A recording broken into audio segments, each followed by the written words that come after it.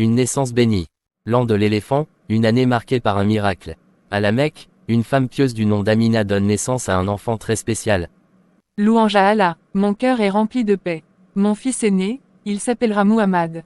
Amina, ton fils est une lumière pour cette nation. Je l'emmènerai à la Kaaba et je le présenterai à Allah, le Seigneur des mondes. Chez Halima, dans le désert. Selon la tradition arabe, les enfants sont envoyés dans le désert pour grandir dans un environnement pur. Halima, une femme du désert, vint chercher un enfant à allaiter. Tous les enfants sont pris, sauf ce petit orphelin, mais son visage m'attire. Il y a une lumière sur lui, prends-le, mon cœur me dit qu'il est spécial. Fais ce que ton cœur te dicte, Halima. Depuis que Halima a accueilli Muhammad, des bénédictions inondèrent sa maison. Le lait devint abondant, les animaux grossirent, et la paix régnait. Depuis que cet enfant est chez nous, notre vie a changé, c'est un enfant béni. Un jour, alors que Muhammad jouait avec d'autres enfants, « Viens jouer avec nous, Muhammad ». 2 anges apparurent et prirent Muhammad à l'écart.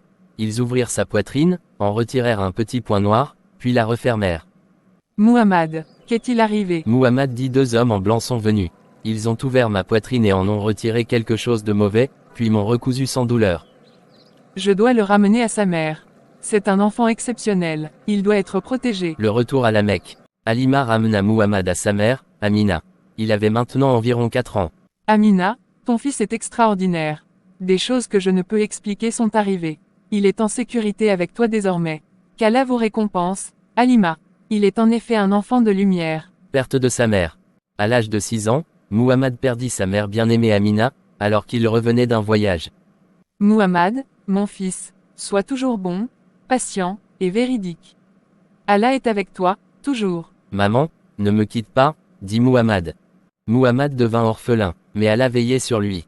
Son grand-père, Abdul Muttalib, prit soin de lui avec amour. Mon fils, tu es précieux. Je te garderai près de moi, même à la Kaaba. Merci, grand-père, dit le prophète. Mais peu de temps après, Abdul Muttalib mourut à son tour. Puis, c'est son oncle, Abu Talib, qui le prit sous son aile. Muhammad, tu es comme mon propre fils. Tu vivras avec mes enfants. Nous serons une famille. Merci, mon oncle, je serai toujours juste et reconnaissant, dit Muhammad. Muhammad grandit en sagesse et en bonté. Les gens l'appelaient déjà, Al-Amin, le digne de confiance. Ce jeune garçon est différent. Il ne ment jamais, il rend toujours ce qu'on lui confie. Oui, il est encore jeune, mais il agit comme un homme de foi et de vérité. Ainsi s'est déroulée l'enfance du prophète Muhammad, orphelin, mais protégé. Éprouvé, mais béni. Allah préparait son cœur pour une mission immense, celle de guider l'humanité. La jeunesse du prophète Muhammad, un modèle de vérité et de confiance. Tonton Tariq, tu peux me raconter comment était le prophète Muhammad quand il était jeune?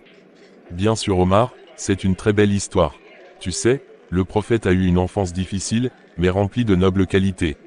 Difficile, pourquoi? Parce qu'il est né orphelin de père. Son père, Abdallah, est mort avant même qu'il ne voie le jour. Et sa mère Amina est décédée quand il n'avait que 6 ans. Oh non, il a grandi tout seul. Non, Allah a veillé sur lui. Après la mort de sa mère, c'est son grand-père Abd al-Muttalib qui l'a élevé. Et quand lui aussi est mort, c'est son oncle Abu Talib qui s'est occupé de lui. Et il allait à l'école. À cette époque, il n'y avait pas d'école comme aujourd'hui. Mais il a beaucoup appris en observant, en réfléchissant, en aidant les gens et surtout en disant toujours la vérité.